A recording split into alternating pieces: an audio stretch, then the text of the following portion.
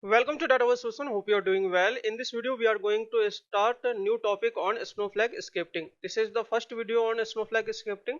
So before going forward, I request you to please subscribe this channel and like this video if you find this video helpful. And still you not subscribe this channel, you can subscribe this channel. Now let's get a start and learn Snowflake scripting. Snowflake scripting is a procedural extension of SQL with design feature of programming language. You can use Snowflake scripting for data manipulation like delete, insert and update and query statement of SQL with procedural unit of code. Here is the some benefit of Snowflake scripting: enhanced data transformation, automation of workflow, procedural logic, integration with SQL, scalability and performance, error handling using Snowflake scripting. Here is the sample block structure of Snowflake scripting. We define here in declaration section we define variable cursor, also define error handling and result set. Then begin, this is mandatory keyword. Declaration section is optional keyword for anonymous block and also store procedure. Then in begin and end section we create here a Snowflake scripting and also create a SQL statement. Then exception, this is again optional keyword and we define here error handling in this section. Okay, here is two type of block: anonymous block and store procedure.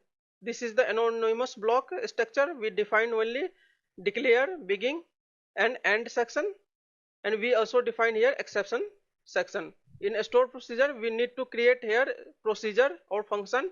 We write here create procedure, then procedure name, then return, then data type, return data type. We need to declare here language which is SQL, Python, Scala or JavaScript, or also we can use here Java programming language. Then as, then we define here declare, begin, end section, also exception section in store procedure. Here is the some difference between anonymous block and store procedure. In anonymous block unnamed Snowflake SQL block, and in store procedure named Snowflake SQL block. For example, procedure and function. In anonymous block compile every time and store procedure compiled only once. Not stored in database in anonymous block, stored in database in store procedure. Cannot be invoked by other application in anonymous block and named so that it can be invoked by other application. Return value is optional in Snowflake. In anonymous block, function must return value in store procedure. Cannot take parameter in anonymous block, can take parameter in store procedure. So that's all about anonymous block and store procedure. Now let's go to a Snow site and learn with example. Here I am using a Snowflake trial account and this is my Snow site web UI. Here is the simple Snowflake scripting using only begin and end, and we want to return here my first anonymous block. So let's execute this statement and see. You can use here begin and end, and this is first my anonymous block. So let's congratulations to you, you run first Snowflake scripting using begin and end. If you want to return two line, then this is first line and this is second line. Then Snowflake scripting return only first keyword of return. So let's execute this statement and you can see here only return first keyword. Return, this is first line. Okay, if you want to return both line, you can use here concatenate operator. So begin then return, this is first line, concatenate with second line. You can also remove this tab, this is second line. Okay, this is first line, this is second line. You can use here comma to separate both line. Okay, if you want to use here declaration section, then we define here in declaration section variable.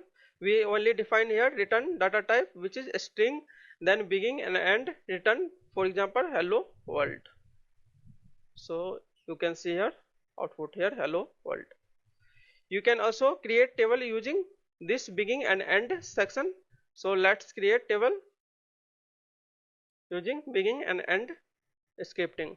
So here is table created. You can see this table using select star from this table name. Okay, so here is table created with null records.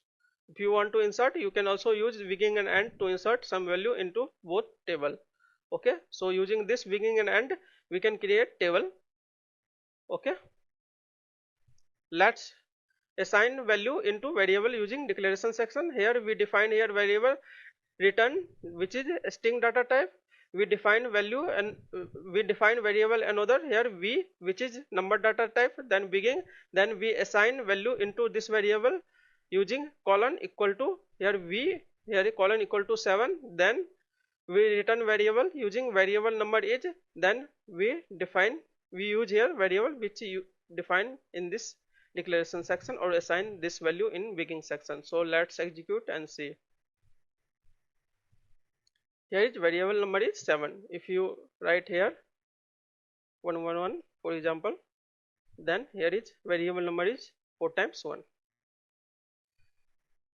Let's calculate area of circle using declaration and assign value. So here we define here variable using declaration section, radius of circle which is float, area of circle which is float, then begin, then we assign value into this variable radius of circle which is equal to 3 using colon equal to, this syntax is related to Snowflake scripting, then area of circle which is pi, which is built-in function, then radius into radius which is pi r square, which is area of circle equal to pi r square, then we use here pi function, then radius of circle into radius of circle, then return here area of circle. So let's execute and return the area of circle here 28.27. Then we also create here store procedure using create or replace, then we write here procedure, this is mandatory keyword, then write here procedure name which is in my case area, we use here area, then return type here is float data type, then language we use here SQL, then as, then declare variable here using declaration section, radius equal to float, area of circle equal to float data type, then begin, then we assign value into variable which is radius equal to 5, then area of circle equal to pi into radius, then we return value using return keyword equal to area of circle. So let's run this and create procedure. Here is procedure created, and if you want to call this procedure we can use here call function, then name of procedure. So let's execute and see. Here is 78.53. here is, if you use here 3, let's use 3 and create again and call again, then 28.27. okay, if you want to create a procedure using a SnowSQL, then we need here double dollar sign.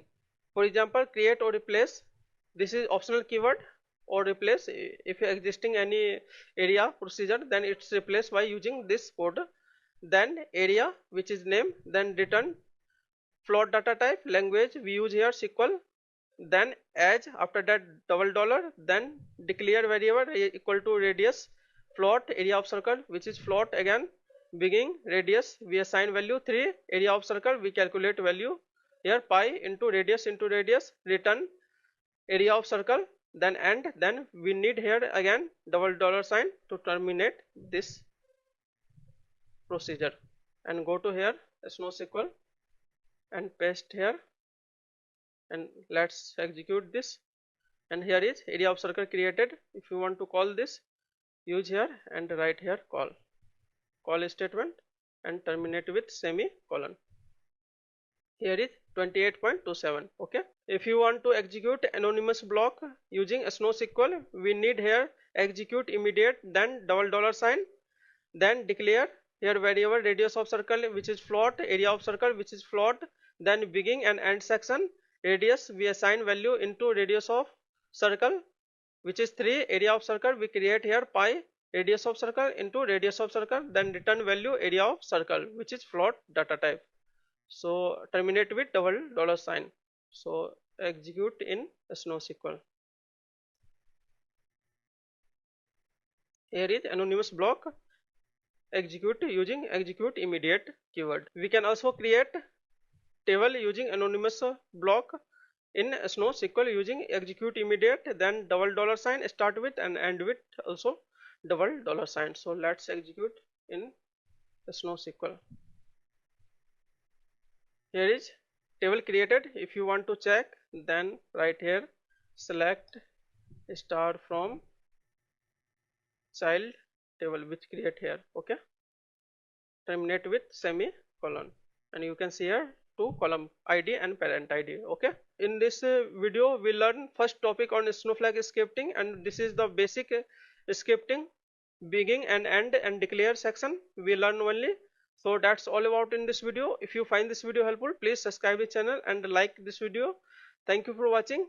I will put all code uses in description box. You can copy from there and do practice as per your convenience. Thank you for watching. Have a nice day.